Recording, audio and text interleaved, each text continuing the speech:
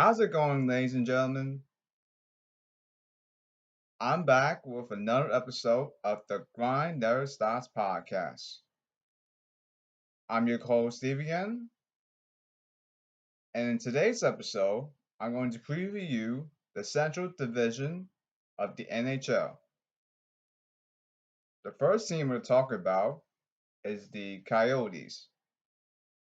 They had 54 points last season, and they are 24, 26, and 6. Last season, you had defensive-minded coach Rick Tosche, but he's just horrible on offense. Really conservative. As a result, as Donald Trump would say, you're fired. So they bring in a new head coach with a new system, as you know, it's from the offseason. Will that work? Last season they have Big Darcy Klemper and Antti Ranta. Two key goalies that are both gone now. The question is, who's going to protect the net between the pipes?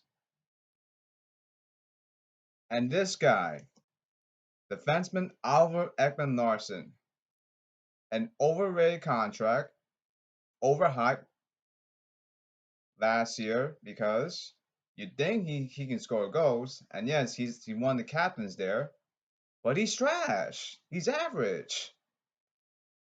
Better than that, he didn't do anything.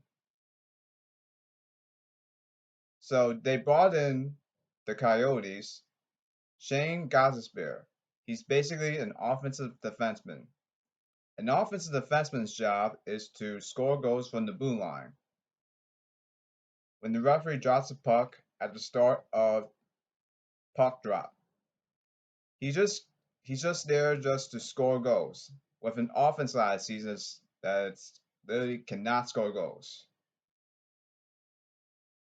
Blame it on Rick Tosche because his offense is crap. And then we have forward Phil Kessel, the sniper. See, this is why Rick Tosche is a bad offensive coach because he's conservative. He made Phil Kessel look bad. This is very simple. Will the new coach work with the Coyotes' new system when the new head coach is just made just to help the offense up? Can he score goals this year? Very simple.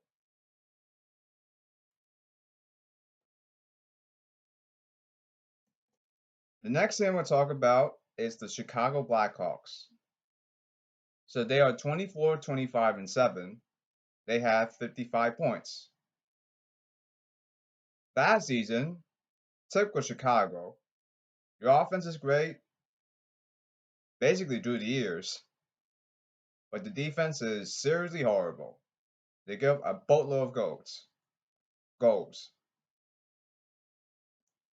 One reason why is they don't have a goalie, an impact goalie. The Blackhawks are trying to look for one. This is getting weird, but more on Vegas later. But they got weird. But this is a weird move. But hey, it's worth it. They got Marc-Andre Fleury from the Golden Knights. And what are the Golden Knights doing? They don't have now they don't have a backup goaltender. I'm referring to the Golden Knights, actually. Now here's the problem. Marc-Andre Fleury can hang up the skates after the season. More on that later. Let's see what happens with him, Marc-Andre Fleury. And then you have the two-way defender in Duncan Keith, the defenseman. He's overrated, but he's still fast. He's now out. And then you have Seth Jones. He's better than Duncan Keith, but he has size, like around 6'4 or 6'5. Now that's size right there. But the problem with Seth Jones when the Blackhawks got him They pay him way too much money. He got overpaid. Noticing from the contract, they treat him as a cornerstone of this team. I'm not so sure he's a top 5 player right now. He's more like he's a bit far below. Right now, he's more like a great player. But time will tell for this season for the Blackhawks. Let's see if that works. And then you have the Colorado Avalanche. They lost the second round against the Vegas Golden Knights. They have 82 points. They are 39, 13, and 4. The Avalanche last season, they're picked to go all the way to from top to bottom to win the Stanley Cup final last year, but they actually failed. Gone is Phil Grubauer. In comes 6'5" Darcy Kemper, who used to play for the Coyotes. Darcy Kemper, the big guy. He's actually underrated. Not many fans talk about him. You know, they check all the boxes at the Avalanche still. Or they show at times they lost some depth during the offseason. But here's the biggest thing. If the big man Darcy Kemper is injured, the goaltender, they're screwed. Very simple, because Pavel Francouz, I just don't trust this guy. He's inconsistent. And then we have the Dallas Stars. They have 60 points. They are 23, 19, 4. This head coach stinks last season. Should happen this season, because another guy that's like Rick Tosche, conservative, shoot the puck. Simple. You can't shoot the puck, you can't win the game. You can't score. Simple. However, there's talent everywhere on both sides. Offense, defense, goaltending, everywhere. Now get this. They have shutdown defenseman Ryan Suter.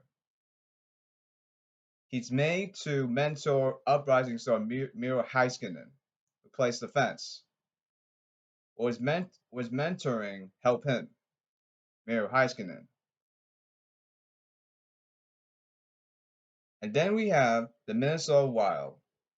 They have 75 points, and they are 35, 16, 5.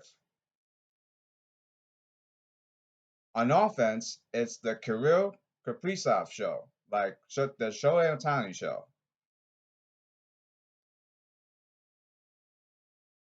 Kirill Kaprizov is saying, I need an offensive sidekick. Please, someone, help me out on offense.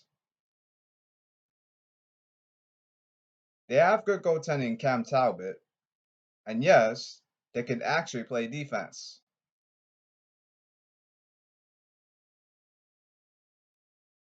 Next team we'll talk about is the Nashvilleville Predators. So they have 64 points last season, and they are 31, 23, and 2.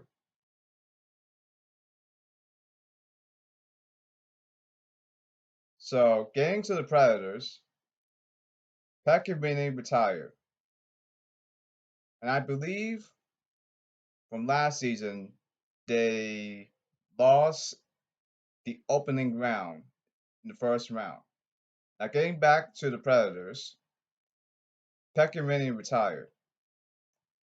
His best finish is the Stanley Cup final against the Penguins. This is his best moment.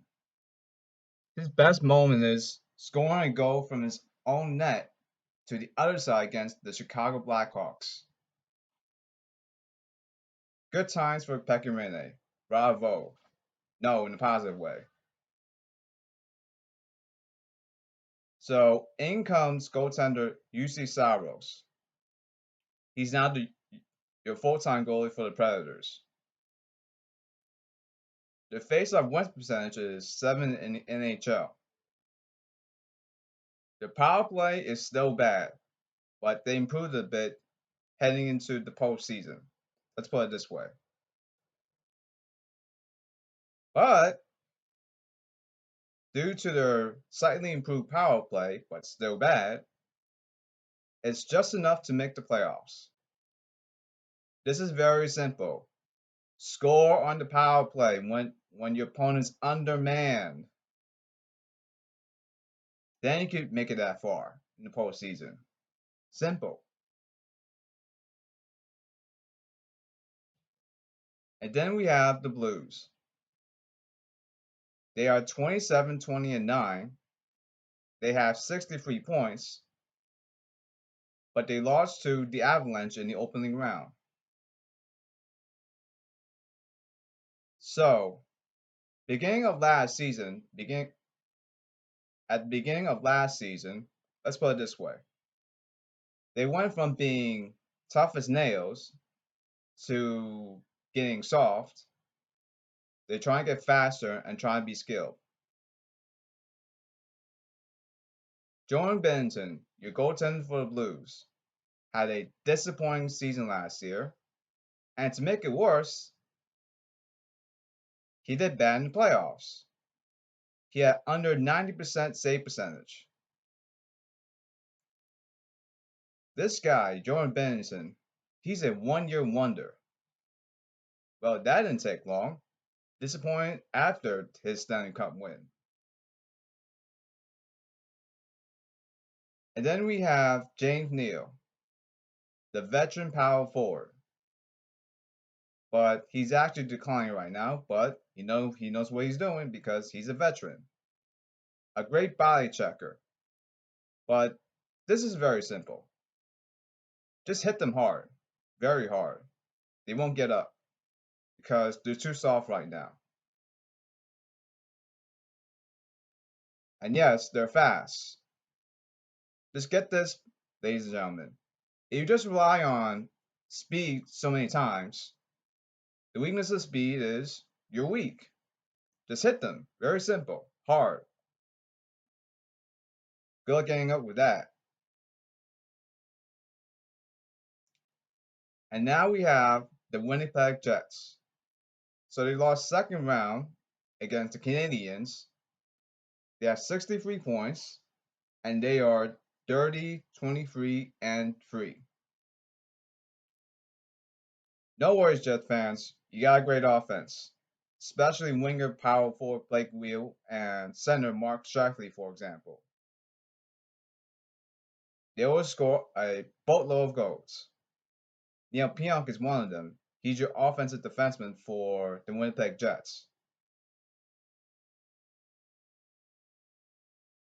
But their defense is seriously crap. That's the reason why they got swept against the Canadiens in second round. What makes up their bad defense is goalie Connor Hellebuck. Just defense. Shut them down by preventing the offense scoring some goals. Pick it up. Let's go.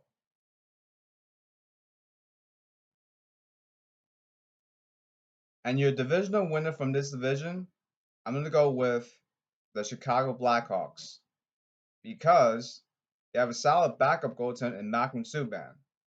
He's actually the difference. The Avalanche have a question is backup goaltender because Private Frank Cruz is basically hot and cold. I just don't trust this guy. And this ends the preview of the Central Division of this season of the NHL. Thanks for tuning in, folks.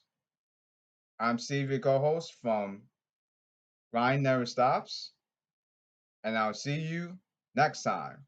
Sayonara, folks.